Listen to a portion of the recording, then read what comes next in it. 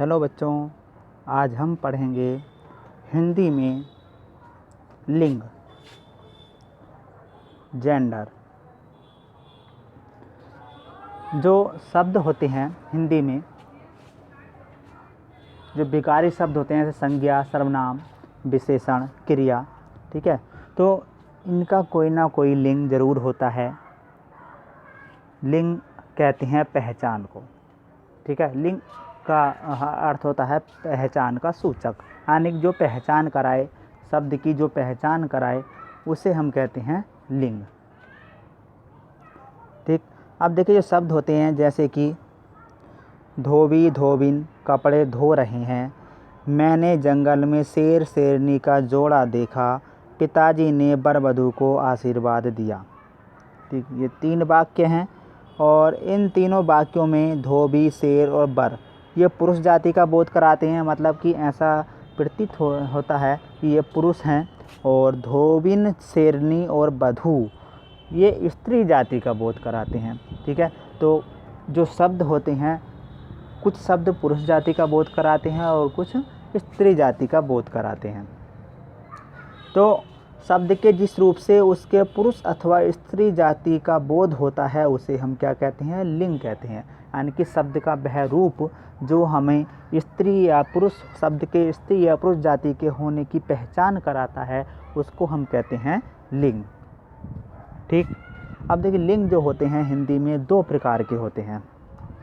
हिंदी में लिंग 2 प्रकार के होते हैं, पुल्लिंग और स्त्रीलिंग।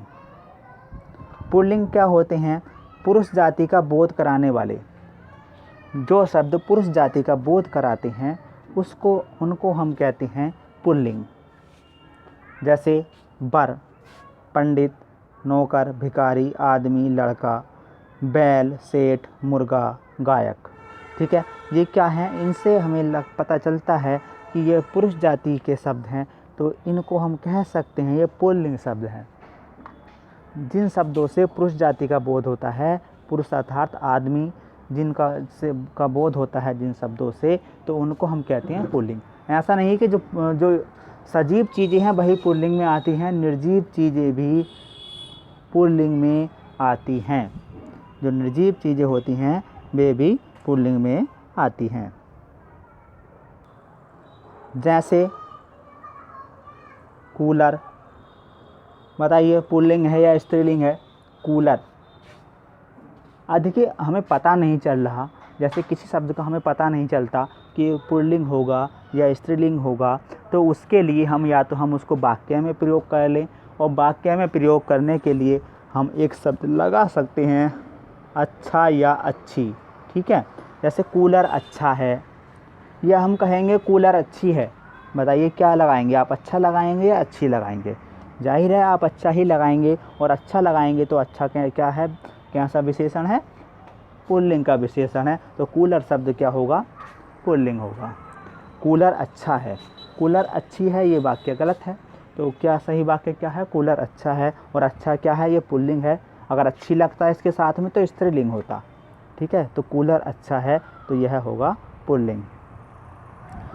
अब ऐसे पंखा, पंखा भी पुल्लिंग का है। पंखा अच्छा है या पंखा अच्छी है? पंखा अच्छा है तो अच्छा है तो पुल्लिंग, ठीक है। समझ में आ गया पुल्लिंग क्या होता है? जिन शब्दों से पुरुष जाति के होने का बोध होता है वह होते हैं पुल्लिंग शब्द। आगे देखते हैं।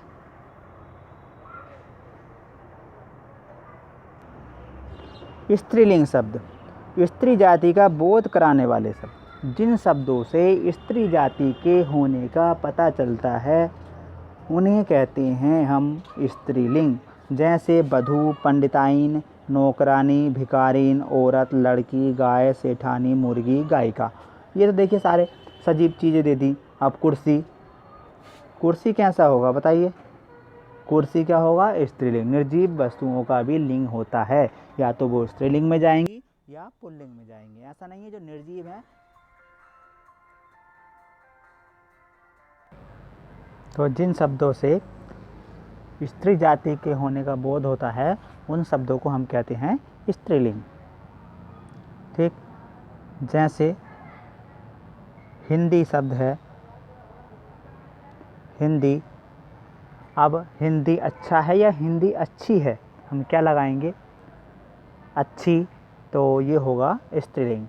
ये अच्छा और अच्छी उन शब्दों के लिए बताया जा रहा है आपको जिन शब्दों की आपको पहचान नहीं हो पाती है, जो मतलब सजीव नहीं होते हैं, उनकी पहचान करना मुश्किल होता है, इसलिए हम उनके साथ में कोई विशेषण लगा देते हैं या उनका कोई वाक्य बना कर देख लेते हैं, जिससे कि हमें पता चल सके कि ये पुल्लिंग है या स्त्रीलिंग है। जैसे अंग्रेजी अच्छा है या अच्छी है, बताइए क्या लगाएंगे? अच्छी है ना?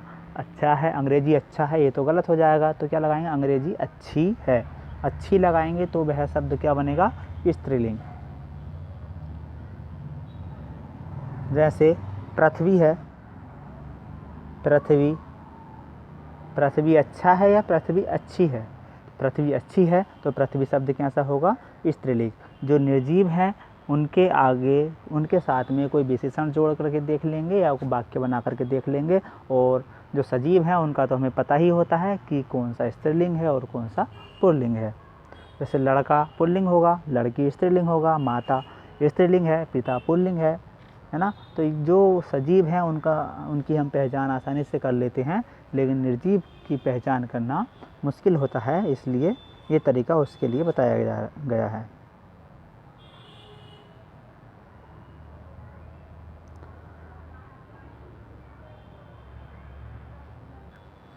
कुछ शब्द ऐसे होते हैं जो हमेशा पुल्लिंग में ही होते हैं और उनका स्त्रीलिंग बनाने के लिए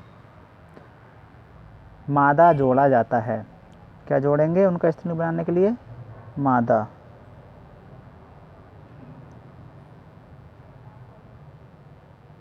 ठीक है। कुछ शब्द ऐसे होते हैं जो पुल्लिंग में ही होते हैं और यदि हमें उनका स्त्रीलिंग रूप बनाना भी है तो हम मादा जोड़ेंगे, अन्यथा वो पुल्लिंग और स्त्रीलिंग में एक ही शब्द प्रयोग में लाया जाता है। जैसे कि पक्षी है, पक्षी शब्द है और पक्षी पुल्लिंग में प्रयुक्त होता है। ठीक है। पक्षी अच्छा है या पक्षी अच्छी है? पक्षी अच्छा है। ठीक है। तो हम इसको पुल्लिंग में ही प्रयोग करते हैं, लेकिन हमें यदि स्त्रीलिंग बनाना भी हो तो हम इसके आगे मादा लगा सकते हैं। ठीक है। मादा पक्षी ये हो जाएगा अब स्त्रीलिंग। ठीक। जैसे कौवा होता है तो मादा कौवा, और मच्छर पुल्लिंग में प्रयुक्त होता है, तो मच्छर का हम मच्छरनी नहीं करते हैं, मच्छरनी कोई शब्द नहीं होता है, मच्छर का होता है स्त्रीलिंग मादा मच्छर। चीता का मादा चीता। ठीक। ये कुछ शब्द हैं, और भी शब्द होते हैं जो हमेशा पुल्लिंग में प्रयुक्त होते हैं और स्त्रीलिंग बनाने के लिए हमें उनसे पहले क्या लगाना पड़ता है? मादा शब्द लगाना पड़ता है।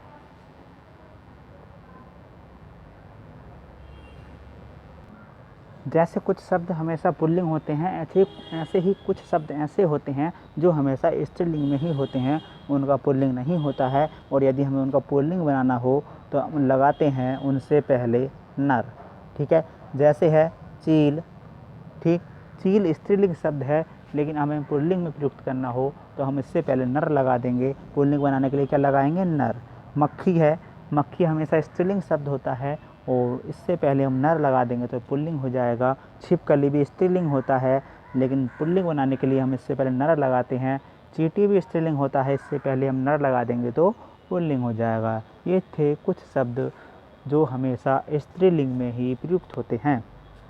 अब देखिए, कुछ शब्द ऐसे होते हैं जो स्त्रीलिंग हो या पुल्लिंग हो, दोनों में समान रूप से प्रयुक्त किए जाते हैं, उनसे पहले हम नर मादा भी नहीं लगा सकते हैं।